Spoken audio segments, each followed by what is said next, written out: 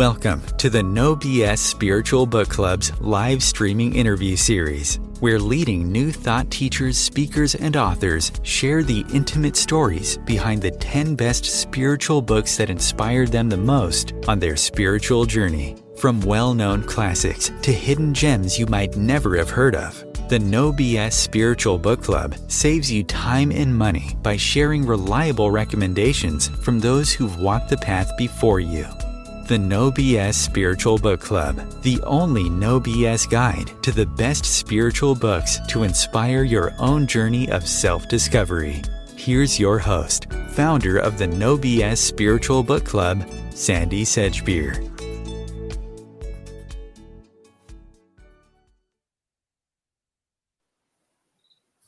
Hello, welcome. And today my guest is Cynthia Jurs, founder of the Gaia Mandala Global Healing Community and the Non-Profit Alliance for the Earth, a Dharmacharya in the Order of Interbeing of Zen Master Thich Nhat Hanh.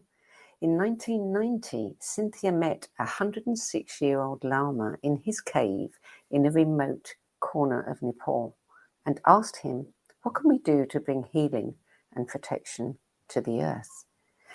His answer was to give her an ancient practice from Tibet and the daunting task to procure sacred earth treasure vases made from clay and potent medicines, fill them with prayers and symbolic offerings, and bury them around the world in the earth's most potent places and troubled lands.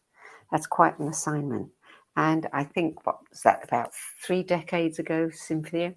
And it did propel her onto a quest that has taken her to many corners of the world, through uncharted territory, from war-stricken Liberia to the standing stones in Avebury, England, to the outback of Aboriginal Australia, to the nuclear laboratory in her own yard, before eventually returning to the cave where it all began. We're going to hear more about that fascinating sacred task and Cynthia's pilgrimages a little later in the show, after she's shared the 10 books that inspired her the most on that extraordinary life journey, and probably is still inspiring you. Cynthia Jurs, welcome. Thank you so much, Sandie. It's really wonderful to be here. So first, tell us about your relationship with books. Well, I'm an avid reader. I love books. Books have carried me far and wide and have been great teachers to me. I've had many great teachers in the flesh, but I've learned a lot from books my whole life. And so this assignment was really a joy to do a whole life review of the books that have moved me the most. And of course, it was really challenging to come up with 10. I'm sure it was. I bet there's loads of them that you're thinking, just if only I could have included that one and that one and that one. Yes, exactly. Yeah. Okay, well, on 10 it is. Occasionally we let someone briefly mention an 11th, but we can't go too far beyond that because of time constraints. But let's talk about your first book, which is The Way of the White Clouds, a Buddhist pilgrim in Tibet, by Lama Anagarika Govinda, published in 1966. This book was, I just got goosebumps even just thinking about it, Sandie. When I first encountered it, I couldn't put it down. And I was really young at the time. It was in the probably late 70s, and I read it. And I, had this deep longing for a spiritual life, but I hadn't found it yet exactly. And Lama Govinda, who was a European, I can't remember which country he came from originally, but he made such a deep connection with Tibet and traveled all around with his partner, Lee Gotami. And they documented their travels into these very remote and untouched places. This was before Tibet was discovered by the rest of the world before the lamas really started coming out and teaching and all of that. And so he gathered so many of the teachings and brought them forward for us. And his descriptions just filled me with longing, and I think they really awakened my own connection to that culture and those spiritual teachings. Do you remember how old you were? Adventure, the path of the pilgrim. Yeah. Sorry, go ahead. How old were you when you read this particular book? Let's see. I would have been about, between 17 and 21, somewhere in there. Oh, Yeah. Was it one of the first? It was. I read another one that I read early on was Autobiography of a Yogi, which by Yogananda, which was also kind of in the same vein, just really bringing forward some of these teachings that, in a way, both stories were so personal that it made it easy to identify and enter those worlds. They weren't teaching books necessarily, although there was a lot of in them. And so, so that was a beautiful book. He's a beautiful writer. I feel as if I read somewhere, and I can't remember where, I was trying to pull this back, that he considered himself a reincarnation of Rilke. I don't know, and I probably shouldn't even say it because it's not sure, but somehow it resonated with me when I heard that. Yeah. Your second book, Women of Wisdom, Saltram Alion. I've interviewed her, Alioni. I've interviewed her and I loved her books. Loved it. Yes, her books are fantastic. And she's done such an incredible service to women in the Buddhist Dharma world, in particular, to highlight their stories and to bring forward the feminine within the context of this very patriarchal traditional system. And this book was her first book, where she gathered the stories of many of the women in Tibetan Buddhism who we never hear of, because their stories aren't valued really inside of the tradition of the male patriarchy. I mean, the lamas always appreciate the feminine, but there's a lot I could say about that, but I won't go into it. It was such a relief to find that book. And when I did start reading it, which was really and truly one of the very first books on Tibetan Buddhism that I did read, I had some very profound experiences of what turned out later I discovered was the goddess Tara in all her 21 forms, kind of rising up out of my heart into the space in front of me, both during meditations while I was awake and in my dreams. And it was catalyzed by reading those stories to have this feeling of deep connection to the feminine spiritual embodiment of Buddha nature known as Tara. So and of course her own story is quite extraordinary too. Saltram's story. Yeah. Is that what? Yeah, exactly. Yeah. And I met her early on, early 1980s, and she invited me to teach some retreats with her that we did, and have remained friends ever since. And her story is a very special one for us today. Yeah, and interesting that you said this book literally fell off the shelf as you were preparing to do a retreat in the 80s. That's right. It's funny. I bet you've heard that from other people, how that happened. So many times. Yeah. It's so amazing because it does happen. And you're contemplating something, as I have, writing my own book, and I'm trying to find a source, and then suddenly this book just goes boom. That's what happened with this book. I was needing guidance for my very first solo retreat, and I went into this bookstore, and there it was. It just went boom, and then the bookstore owner said, you should read this. So I took it, and it changed my life. And then you did a retreat with her. I did a retreat shortly thereafter with her. I sought her out. She was actually in Northern California where I lived. And so I met her, and then we became close friends. And she and I accompanied her on a pilgrimage to Tibet with her teacher at the time, who became my teacher, Namkhai Norbu Rinpoche. Yeah, so that was kind of the beginning of many, many things.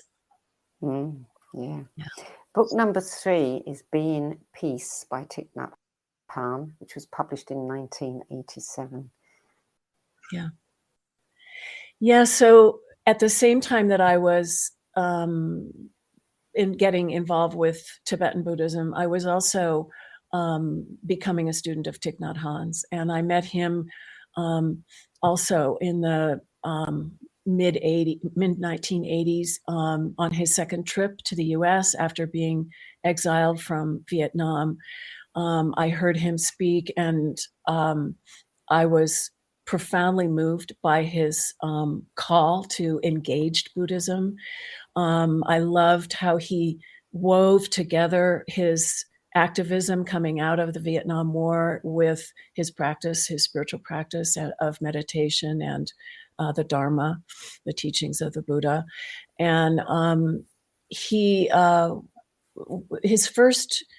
written already several books in Vietnam, but his first book under the auspices of Parallax Press was Being Peace. And I actually contributed to its publication. And it's a seminal book. It was really laying out his call for being peace, instead of talking about peace, for us to embody it, and from there to be able to make a difference. And so anyway, it was the beginning of a very long-term relationship with Thich Nhat Hanh. Yes. And book number 4 was also by him, Love Letter to the Earth. What a beautiful title. I love this book so much, and all of his books are so well done. And he is a poet, and he's a great scholar. He writes also very, very simply, and as I think I may have mentioned in my write-up, he always used to start his Dharma talks with the children in front, and for the first whole half hour, he would speak to them. And so he would use very simple language that, of course, all the adults in the room benefited from and could understand very well. But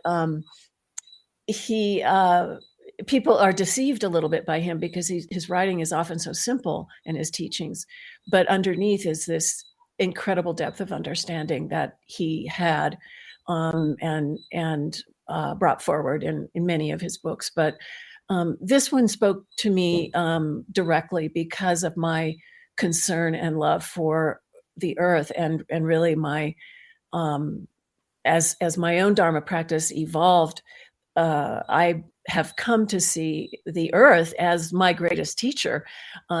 So there aren't very many Buddhist teachers who have recognized that. And Thich Nhat Hanh really did. And so this book came out, it was one of his last books before his stroke.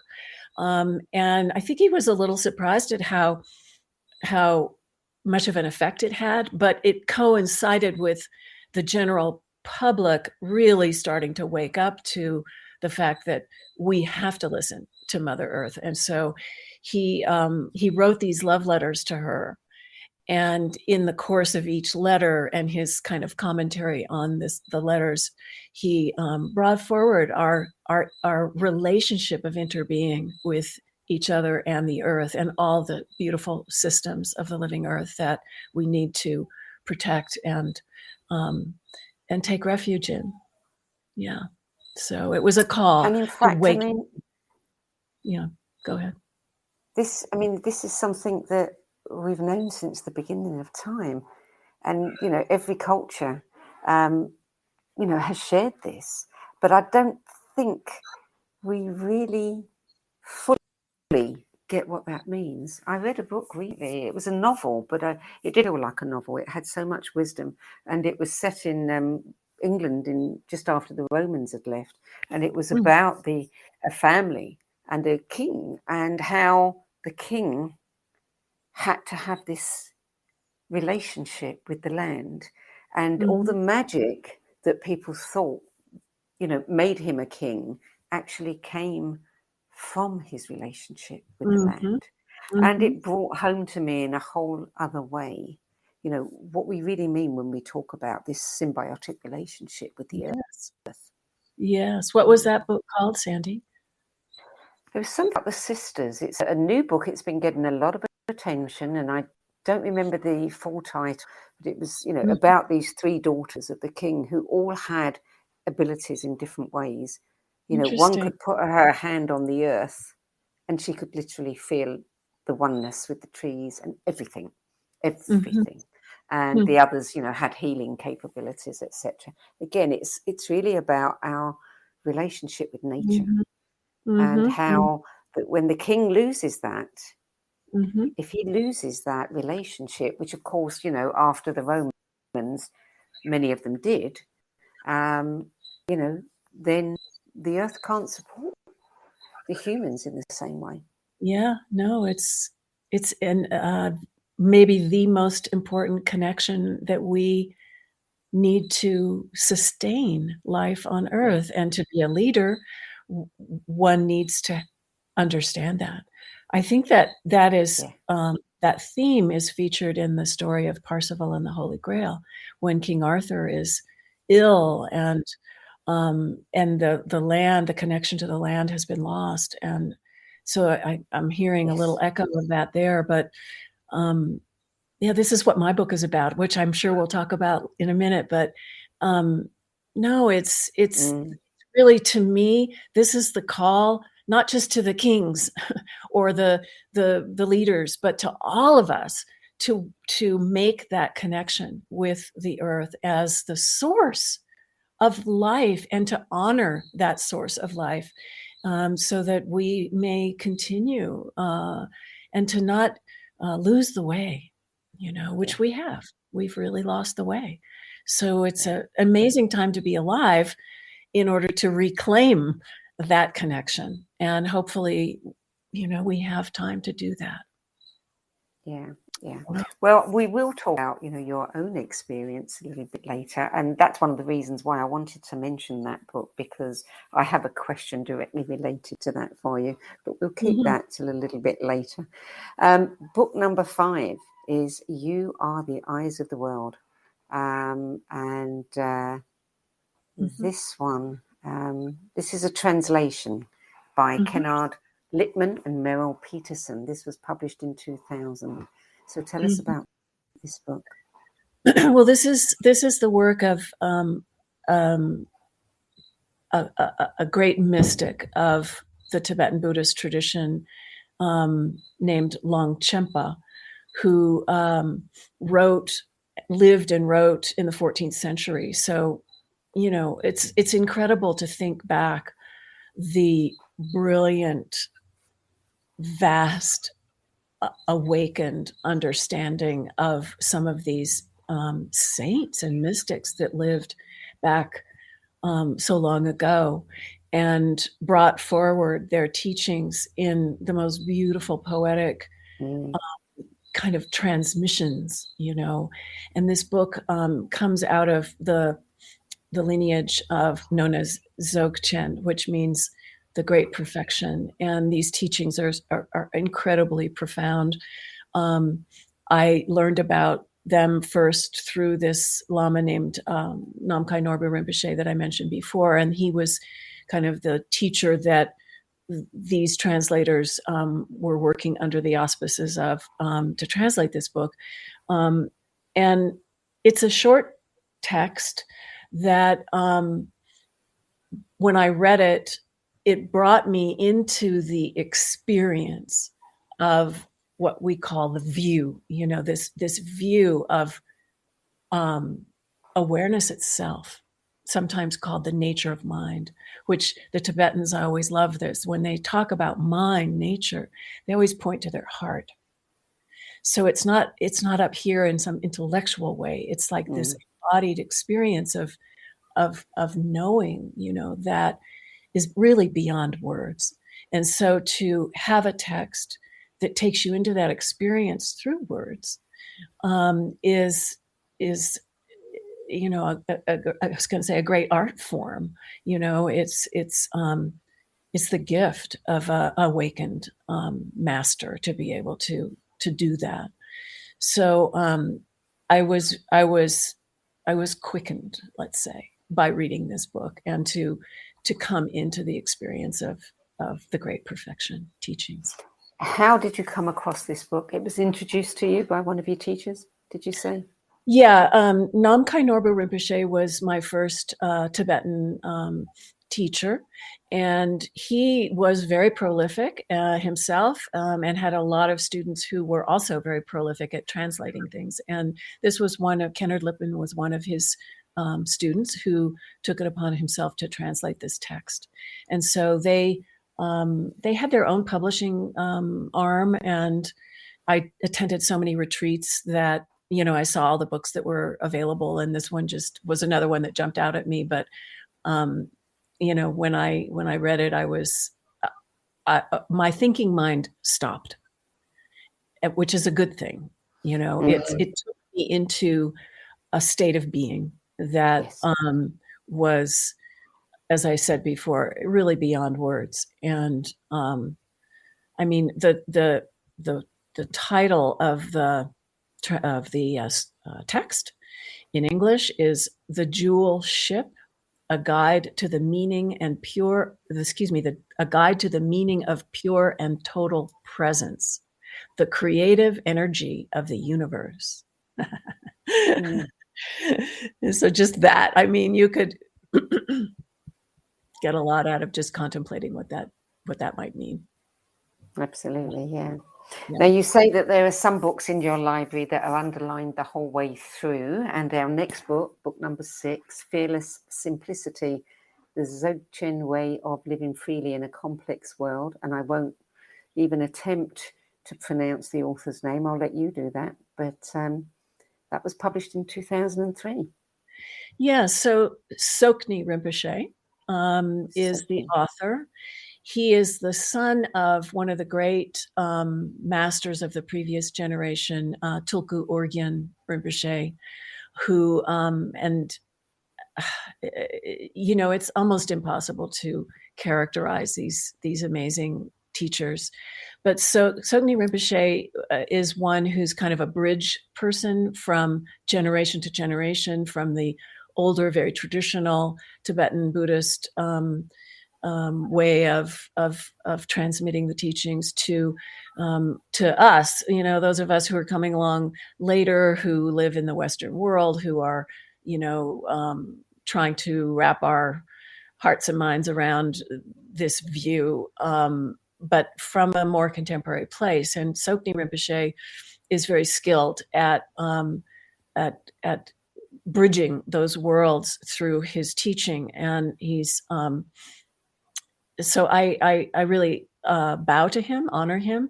And so, yeah, this was one of these books. I mean, it happens when you pick up a book at a certain time and it's the right moment and every single word just goes in. And so I was in a deep phase of my life where I was really practicing deeply, doing a lot of retreat, a lot of sessions of meditation every day. And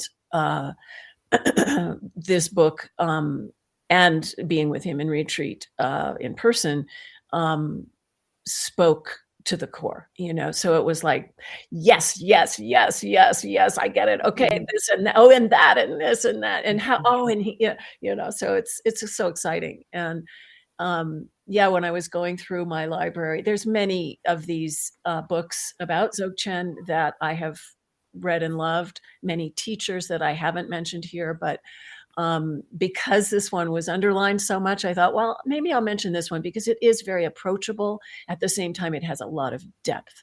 So if you want a a kind of overview and weigh in. This is a good one.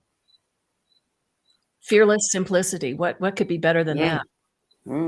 Fearless simplicity. Yeah. Number 7 is Buddhism Without Beliefs, a contemporary guide to awakening by Stephen Batchelor. This was published in 1997. And you say that this is the book that you give to many secular friends and family who want to have a better understanding about the Buddhist path. Yeah. I come from a family of sort of atheists, really, or agnostics better. So they had trouble understanding me. And there's a lot of people who are, I think our world is more secular in some ways. Of course, it's more fundamentalist and everything else in other ways. But I always, I love Buddhism because it really doesn't ask you to believe in something outside of yourself. It doesn't ask you to believe in the Buddha as some sort of God. It's describing the experience of a living person called Shakyamuni Buddha who lived and who had an awakening and who is then taught his awakening to his friends and those who came along after. And as Stephen Batchelor says, it's not really something to believe in, it's something to do. We practice meditation, for example, in order to not only calm our reactive emotions and patterns that keep us going around and around in what we call samsara, or the cycle of suffering that is just endless. We practice meditation also to be able to have the capacity to go to the origin of that suffering, to see it for what it is, to understand, to experience it, and not avoid it, but to go into it so that we can be free of it, to transform it. And so I really love how Stephen Batchelor has brought out this view, that in a way, and the word Buddha just means awakened one. We all have Buddha nature inside us. We all have the capacity to be wise and compassionate and clear, as vessels. But he really went back at a certain point, Stephen Batchelor, to the original texts of the Buddha and of the Buddhist teachings that were brought out after the Buddha died, and evaluated them, to really look at what the Buddha actually said, and not what we have layered on top of it as some sort of mystical idea of what we wish he had said, maybe, if that makes sense. So I bow to Stephen Batchelor. He's a wonderful contemporary teacher who is also a great scholar and has done some amazing work for us today. Book number 8 is one that really intrigued me. The Elder Brothers, A Lost South American People and Their Message About the Fate of the Earth by Alan Herrera. Herrera. 1992. Tell us about this one. I mean, it sounds like something quite different. Yes, it is. It was another life changer. And so the Kogi are the people who live in Colombia. They live in what they call the heart of the world, up in the mountains. They call them the Sierra Nevada de Santa Marta, Colombia. And they, many, many, many generations ago, they decided to close themselves off from the rest of the world and not have contact because there was the colonization of the Americas that had happened, and they didn't want to have anything to do with that. And they have a very amazing visionary culture, which this book describes. But what happened was in the late 80s and early 90s, their spiritual leaders, who are called mamos, they were seeing the effects that were happening in nature, even way up in that remote part of the world, as a result of what we were doing to destroy the fabric of life. And they call themselves the Elder Brothers because they've been around for a long time, and they have this understanding about how things work in balance and harmony in relationship to the earth. And they consider us to be the younger brothers and sisters who really don't have a clue what we're doing, and we are doing a lot of damage. And so they made a decision to come out in order to give a warning to us about the fate of the earth. And they, Alan Herrera was a filmmaker with the BBC, and he was invited to come and make a film about this message and also write this. And so he also wrote this book. And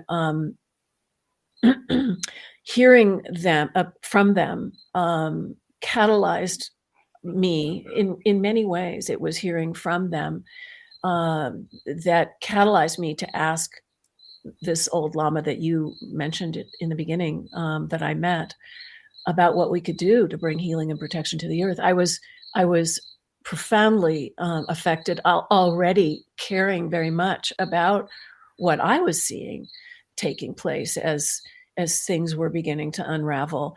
And this book, really, I don't even know what to say right now. It moved me at the deepest level about that. And so the Kogi are one of 4 tribes in that part of the world. There's the Wiwa, the Arwako, and the there's a 4th tribe that I can never quite remember the name of, but they consider themselves altogether to be these elder brothers and sisters who are now more and more coming out, unfortunately, out of their place, trying so hard to help us to wake up. Yeah. So you said that there was a movie which was called From the Heart of the World, The Elder Brothers Warning. Is that still available? Do you know? I believe it is. I have it on a DVD. I'm pretty sure it is. I think it wasn't for a while, and now it is. You can find it, online. And there was a second film that was made called Aluna by Alan Herrera. Many years later, it came out just, I don't know, maybe 3 or 4 years ago, 5 years ago, as a follow-up. I don't think Aluna was as well done. It wasn't as compelling and as deep as the first film was. So if you're wanting to see it, if you can, please find the first one, From the Heart of the World, The Elder Brothers Warning, and that's the one to, and then watch the other one. My 2 cents. Yeah. Yeah. Book number 9, Entering the Ghost River, Meditations on the Theory and Practice of Healing by Dina Metzger, published in 2002 and described as a book that's September 11th called Into Being. Yeah. So Dina is maybe not as well known as some other people I could have mentioned, but she is an extraordinary, in a way, medicine woman, healer, writer, prolific writer. She's written many, many books, and also teacher of writing. I've worked with her personally quite a bit. We have a history together, and she cares very, very deeply about what's happening to the earth, and is always asking, what do we need to do to live in such a way as to bring healing to the world, and also for a viable future. And as I mentioned in my write-up, she has she's a real visionary. She's a dreamer. She's a writer, storyteller. Listens very deeply to the animals as bringers of wisdom, as well as her own. She I guess you could say she's inviting us all to really form an alliance with spirit, with not what we think we know, but with spirit in a way that's, now I could say this is her teaching is not at all Buddhist, and that's my home path. But Dina is inviting us into an awakening in relationship to the earth and all beings in a way that, to me, strengthens the Buddhist teachings. And her 19 ways for a viable future for all beings came through her own listening to the guidance from something so much larger than herself for these times. But this book, it was really an exploration kind of leading up to that. How can we live? How can we sustain a future, not just for ourselves, but for the elephants, for example, who live in Africa and who are carriers of such wisdom, But what would we do without them? How will we live without this kinship to all of life? And so she brings out this web of connection in a way that weaves many, many threads over many cultures. And it's another book that I underlined quite a lot. I've learned a lot from her. She calls on the ancestors. She enters different cultures and times. She's rigorous in her capacity, to really go deeply with this kind of material. And that's what we need, right? Yeah, absolutely. Yeah. So the last book on your list is World as Lover, World as Self by Joanna Macy, published in 1991. And Thich Nhat Hanh wrote the foreword for this one. Yes.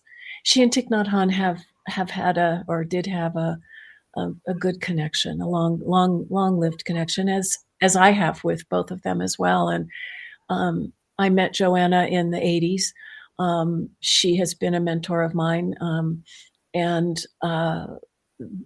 so there was kind of this period of awakening for me in the early 90s, 1990, 91, that time frame where I met Thich Nhat Hanh, where I came across the Kogi, I met the old Lama in the cave. Joanna Macy was talking about, at the time, nuclear guardianship and the need to wake up to the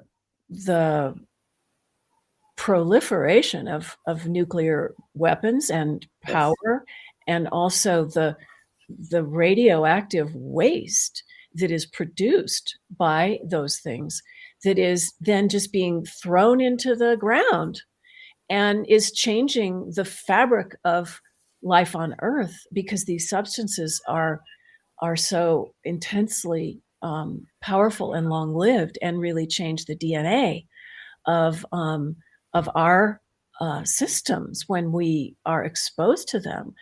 And so she was a powerful voice for this coming into my consciousness, because also I live near the Los Alamos National Lab, where the weapons, the first atomic bombs were built, and still today they are producing these things. So this has been a big catalyst for me as well, with my question to the old Lama.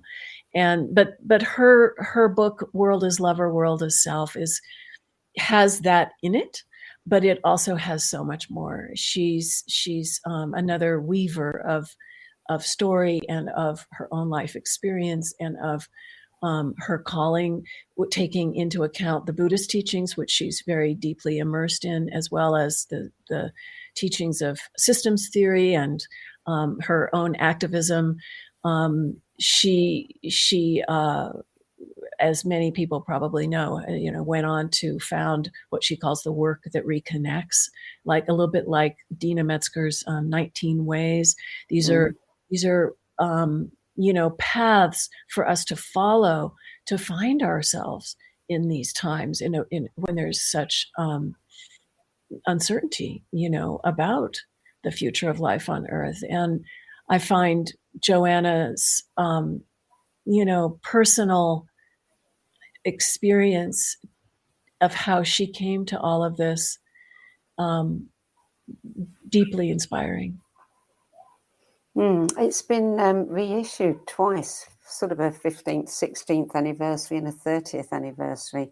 And it's interesting that, the first printing had first edition, no subtitle. The second one carried the subtitle, Courage for Global Justice and Ecological Renewal. And the third one is Courage for Global Justice and Planetary Awakening. Yeah. Yeah, subtitles to fit the times. Exactly. And it really is obvious, at least to myself, that planetary awakening is the call. Globally, we need together to wake up. And so this is the time that we're living, and we have this opportunity. And Joanna is now 93, I think it is. And so this came out, a reissue, just a year or so ago, celebrating really her life and her life's work. So I have strong prayers for that planetary awakening. Yeah. So, I was going to ask you, of all of these, incredible books and authors, who you would most like to sit down and have a conversation with, but you probably already have, because you know most of them. Well, I don't personally know Longchenpa. He lived in the 14th century. Right. So that would be really interesting. What would you ask him if you could? Wow, God, what a question, Sandie. I don't know. Maybe I would ask him something along the lines of, what teaching would you have for us today in light of what's happening? And why is it taking us so long? Yeah. What's it going to take? Yeah. What's it going to take? Yeah. Well, that's your 10 best list. Let's talk about you now, because I'm sure everybody is very intrigued to know about your journey and this incredible sacred task that you undertook. Is it complete? No. I'm not sure it will ever be complete, actually. It's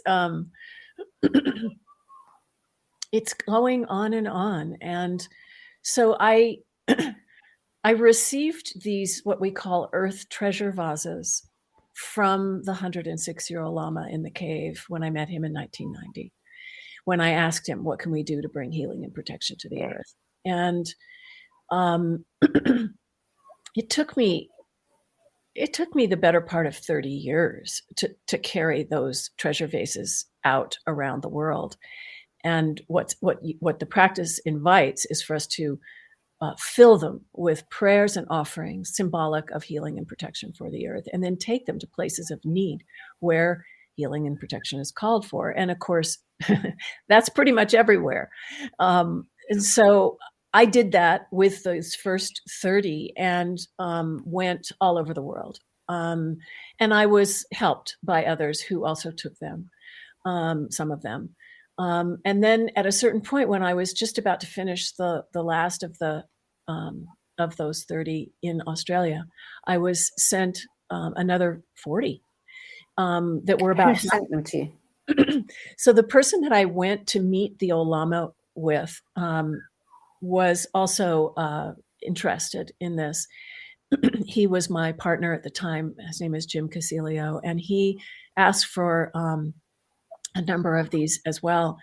And his teacher was the same Lama I mentioned earlier, Namkhai Norbu Rinpoche, and he gave most of them to Namkhai Norbu Rinpoche's community. but he had some in storage, and he sent me 40 of them.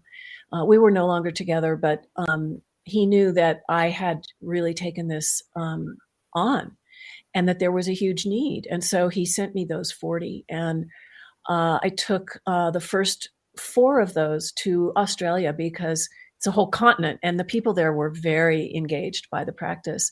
And so then we started this second generation of these vases going out. And at that point, I started to teach the practice to others to take it where they wanted to and where it was called for. And every place that we took one became like another node on a global healing mandala, really, like this kind of web of light that we imagine in the meditation that we do every full moon, which I now do online on Zoom every full moon, and have for since then, all these years. And it's a way of keeping this practice alive. It's a way of kind of energizing the different locations. And so there's now this global healing mandala, this global healing community all around the world of people who are either have already taken treasure vases or vases here or there, or are in the process of doing so. And of those second generation vases, we still have about 10 or so left.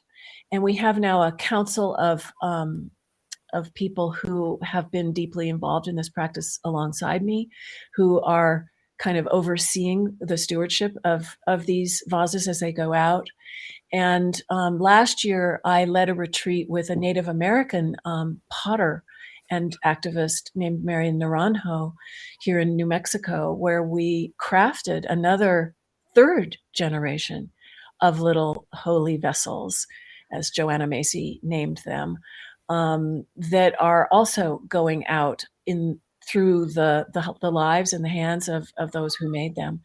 So it continues. It continues. And I don't know, where it will go from here. It almost feels as if this kind of global mandala of locations, at a certain point, I should say, the vases themselves, when you start to work with them and fill them with your most heartfelt intentions for healing and protection and renewal for the earth, they literally start to feel like they're coming to life, because they're just so imbued with this profoundly meaningful intention. Yes. And then that is planted like a seed in the ground, in the places where that is called for. And then people who have come together to pray into these vases and hold them and to, pour their hearts into them, really they are activated as holy vessels. So it's as if then the prayers come to life really through all kinds of ways, and especially through those of us who care.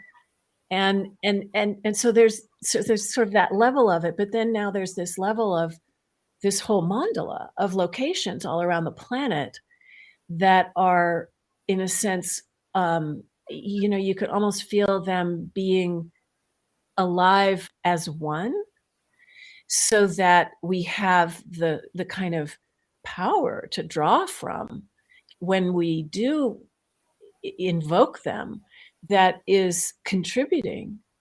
It's rippling out into, as they say in the Australian Aboriginal tradition, the song lines of the earth, the meridians that carry the life force energy of Mother Earth out. And so it's beyond me. It's so much bigger than what I could ever have imagined. And I just hope and pray that this is contributing. And I think it is. When you did the first one, that must have been quite an experience for you. How did you choose the location? And what did you feel when you put it into the ground? Well, when we first started, at first I was so overwhelmed with the assignment that I had no idea what to do or where to go. And so they sat in my closet for like 5 years. And then finally there was this feeling like the earth changes were starting to become so much more visible with forest fires and drought here where I live. And also this laboratory that makes these bombs, which is right over there. And I realized that I really had to take the first one to address that laboratory, to what happens there, to how it's affecting the web of life.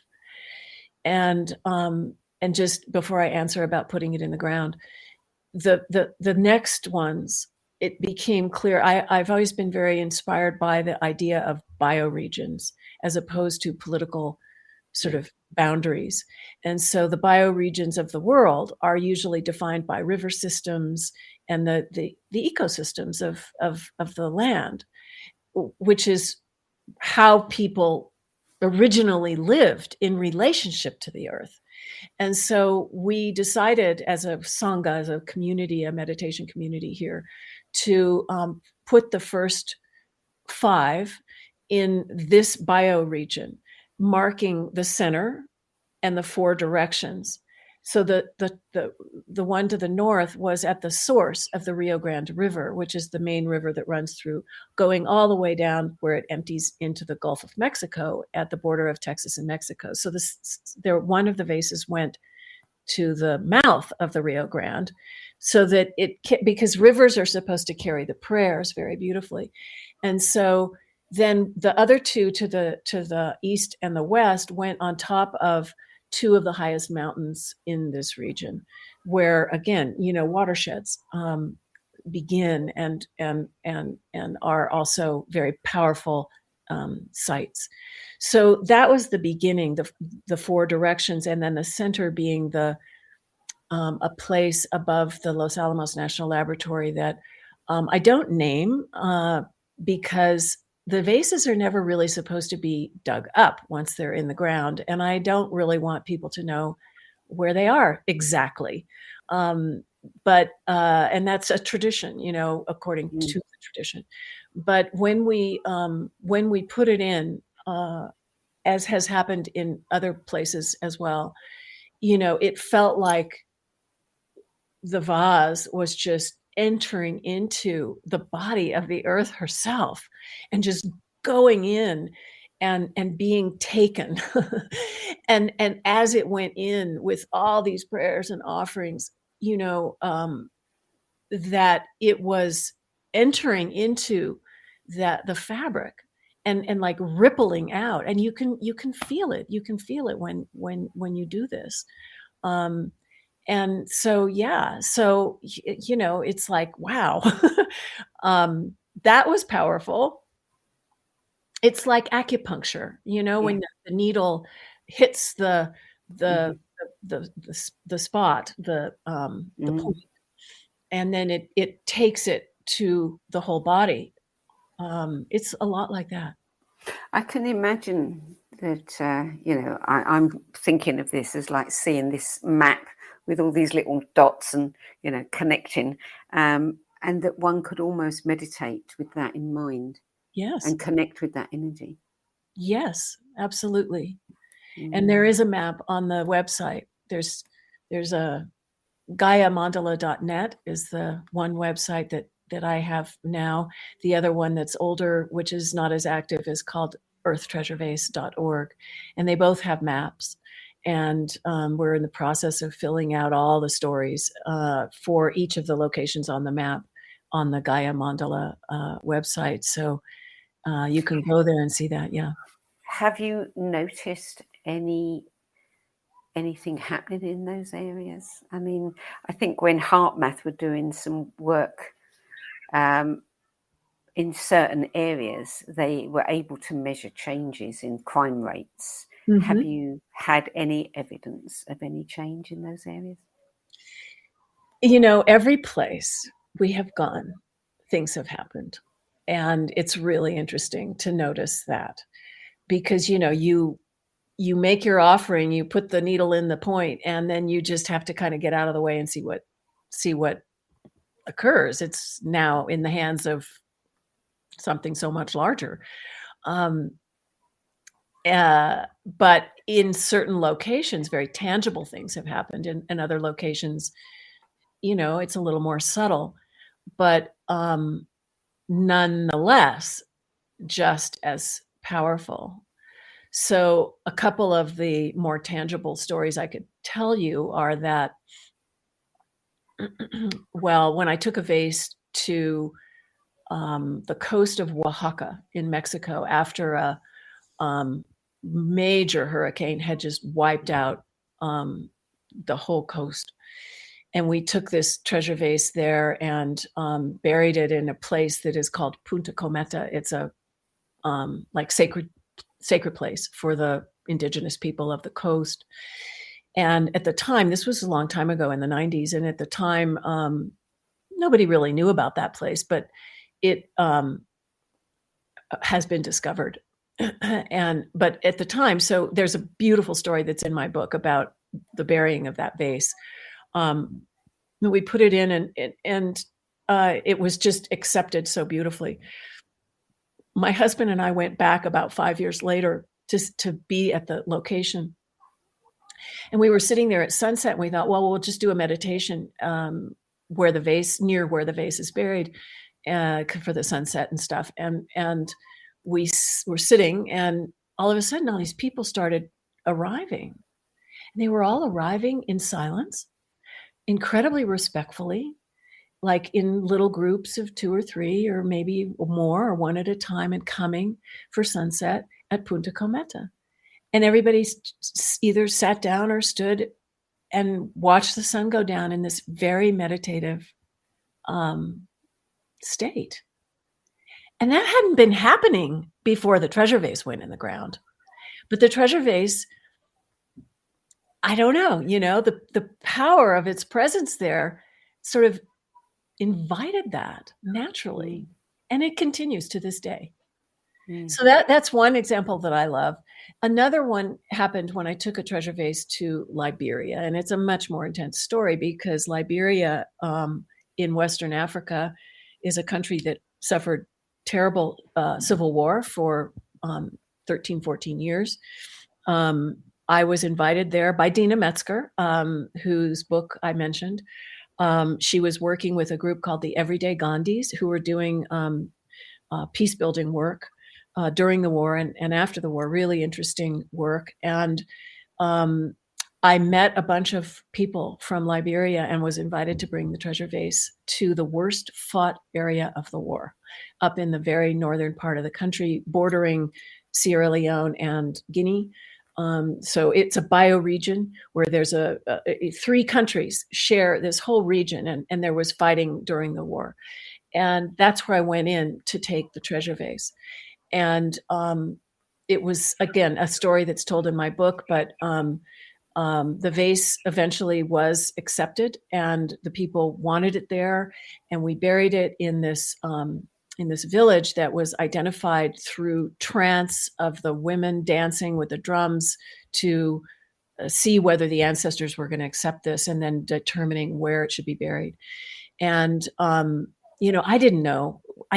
You have to go into these cultures and places with this offering and then get out of the way because they may or may not want it, And so I was really grateful and happy that they did want it. And so it was buried in this village. There were like 500 people from 3 countries who came to pray for peace into that vase because the war had been so awful.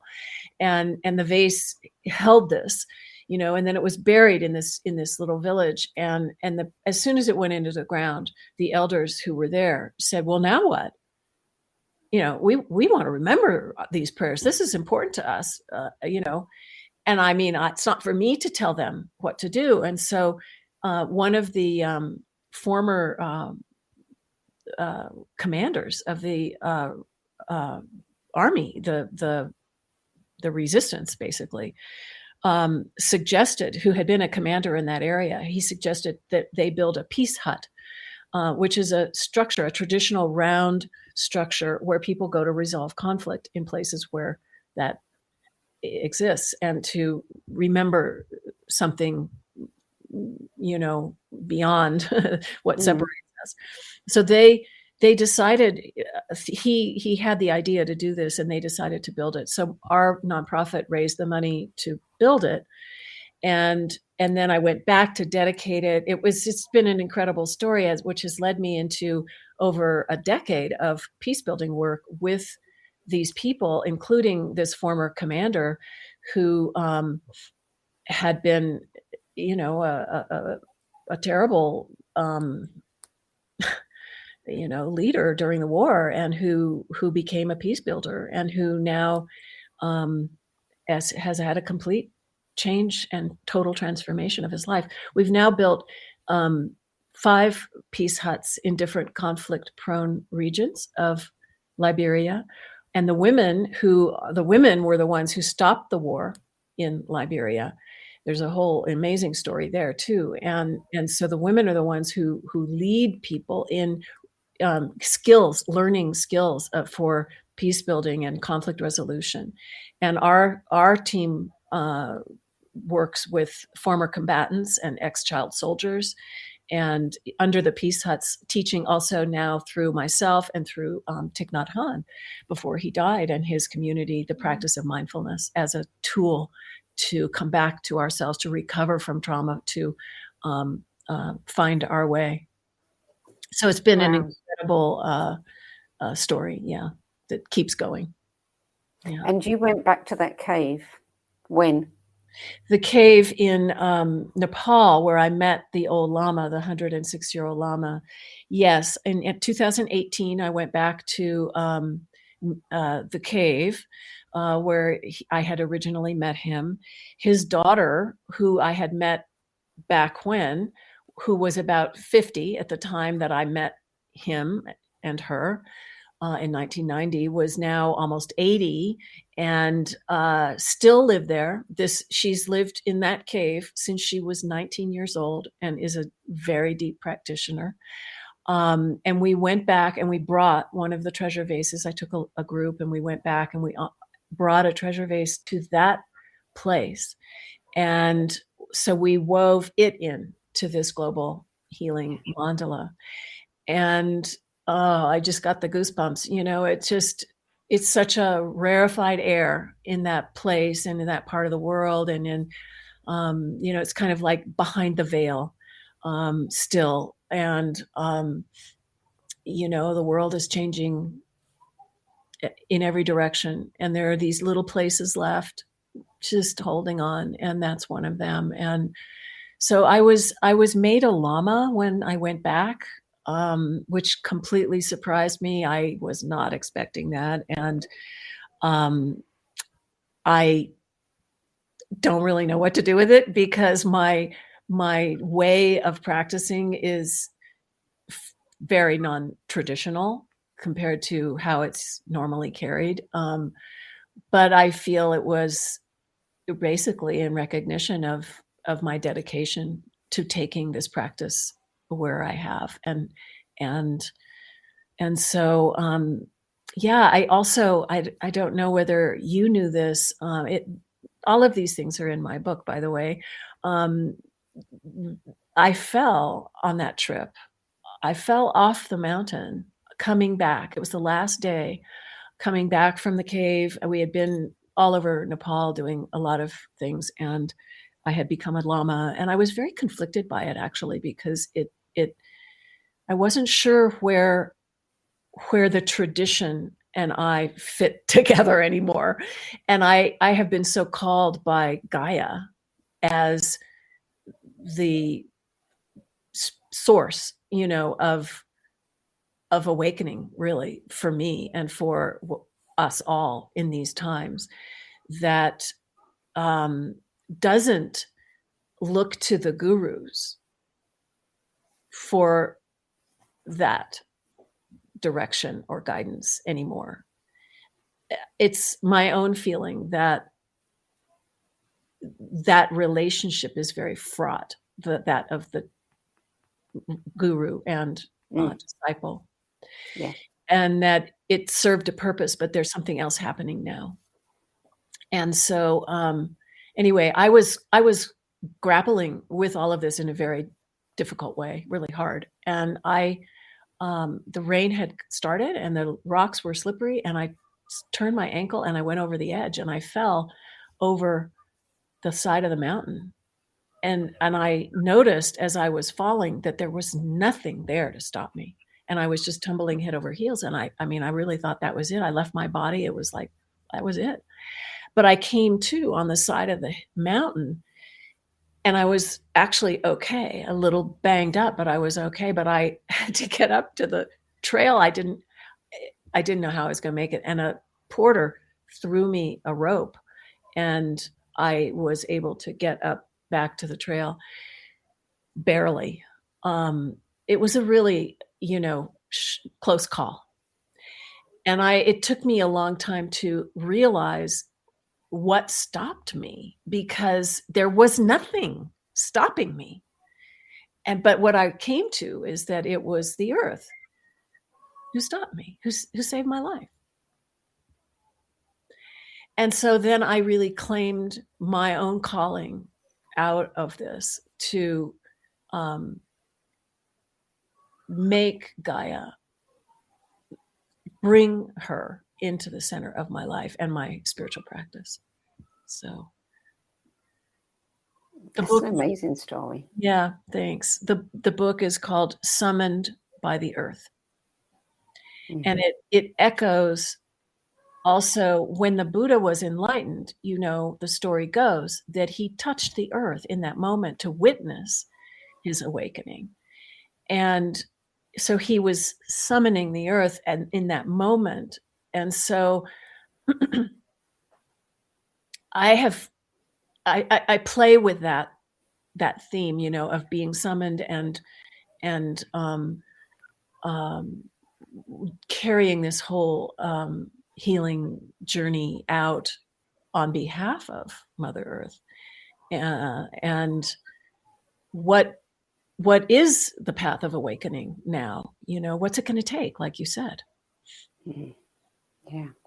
Well, now that you've shared the story of your falling, it makes sense of why I felt impelled to tell you about that book, because in that book, one of the things, this relationship that they had, and everybody had it, everybody in the village had it to some degree, but the king more so, the earth would literally move to support them when it needed to. And who can say? Yeah, who can say? I guess I should read that book. It sounds really good. I'll send you the details of it. Yeah, do. Very interesting. Yeah, not at all what I expected. Well, and you mentioned that one of the daughters or the sisters would touch the earth, and the earth would speak to her. And so, oh yeah, this is a lot of my own practice is in listening to the earth. And she's got a lot to say, and so to be a vessel like the treasure vases have shown us how to be, a vessel for healing, a vessel for restoring balance in the world and making offerings, because we've forgotten the indigenous peoples always are making offerings to maintain that relationship in the right way. So we need to do these things and remember that there's something else operating here. Yeah. Mm-hmm. Wow.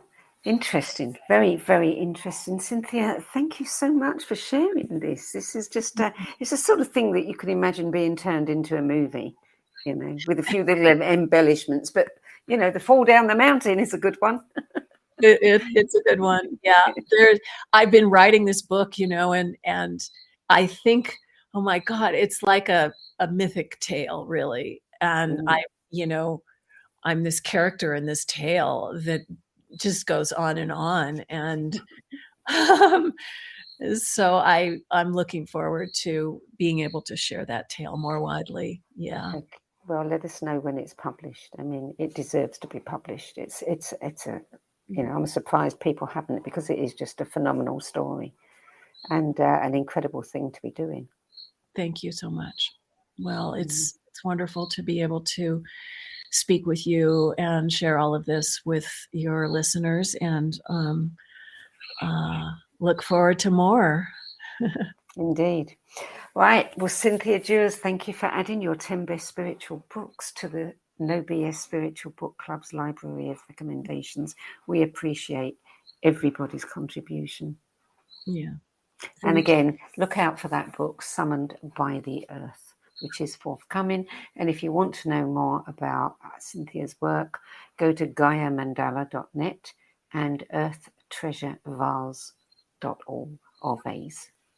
That's it for this week. I'm Sandie Sedgbeer, and I'll be back at the same time next week with another 10 best interview for the No BS Spiritual Book Club. Till then, it's goodbye from me. Cynthia, thank you.